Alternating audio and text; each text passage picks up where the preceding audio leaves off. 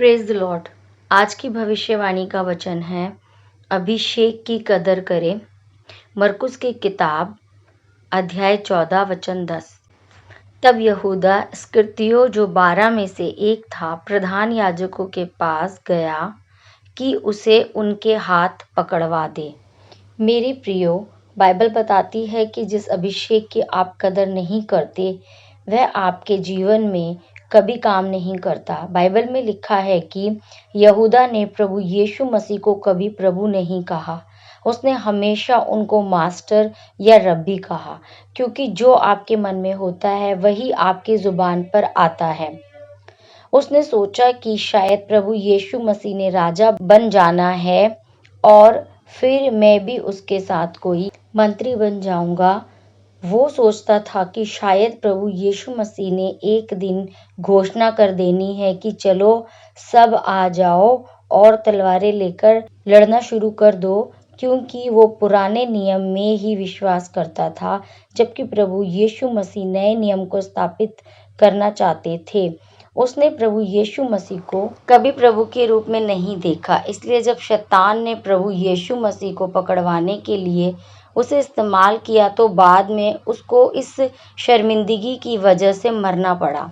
अब मैं ये नहीं जानता हूँ कि कौन है जो सिर्फ चंगाई के लिए चर्च में आता है और कौन है जो परमेश्वर की महिमा के लिए कुछ बोता है, या कौन है जो ये सोचता है कि चलो मेरे पास कुछ नहीं है पर मैं इस सेवकाई के लिए, परमेश्वर के दास के लिए प्रार्थना करूँगा, मैं मन से रोज़े रखूँगा, या मैं 2 दिन सुसमाचार के लिए जाऊँगा, या मैं चर्च में आकर दरिया बिछाऊँगा या चर्च की सफाई करूँगा।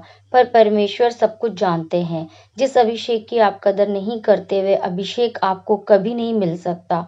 और इसलिए जब लोग परमेश्वर की महिमा के लिए सेवा नहीं करते हैं और अभिषेक की कदर नहीं करते हैं, तो बाद में यह संदेश भेजते हैं कि मेरी मम्मी के लिए प्रार्थना करना, मेरे भाई के लिए प्रार्थना करना कि उसका कैंसर चला जाए, दुष्ट आत्मा चली जाए, पर कुछ नहीं जाता। जिस तरह परमेश्वर के साथ रहने के बावजूद भी शैतान ने यहूदा को इस्तेमाल किया और वो गिर गया और सदा के लिए परमेश्वर की योजना से बाहर हो गया। जब आप परमेश्वर के दास के अभिषेक की कदर करते हैं और फिर जब आप परमेश्वर की महिमा के लिए कुछ मांगते हैं तो आपको परमेश्वर अनुग्रह देते हैं। फिर आप परमेश्वर से जिस हिस्से में भी चंगाई को, छुटकारे को मांगते हैं, तो परमेश्वर के दास का अभिषेक आपके जीवन में काम करता है और वो चंगाई, छुटकारा आपको मिलता है और आप आशीषित होते हैं। इस वचन के द्वारा परमेश्वर आपको आशीषित करे। आमीन। अंगीकार। सर्वशक्तिमान परमेश्वर, आज के वचन के लिए मैं आपका धन्यवाद करता हूँ और ये अंगीकार करता हूँ कि मैं अपने जीवन को आपके हाथ में सौंपता हूँ। मुझे अपने कामों के लिए इस्तेमाल करें, प्रभु यीशु मसीह के नाम में। डियर सब्सक्राइबर, अगर इस चैनल से जुड़ी हुई कोई भी जानकारी आपको आपके मसीह जीवन में आगे बढ़ने के लिए सहायता कर रही है, तो आप अपना कमेंट करके अपनी गवाही को और अपने एक्सपीरियंस को ज़रूर शेयर करें।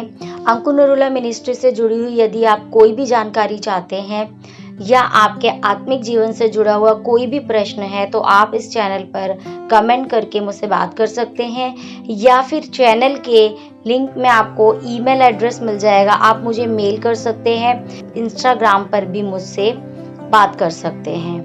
तो मिलते हैं एक अगली नई भविष्यवाणी के साथ। तब तक के लिए सबको जय मसीह की।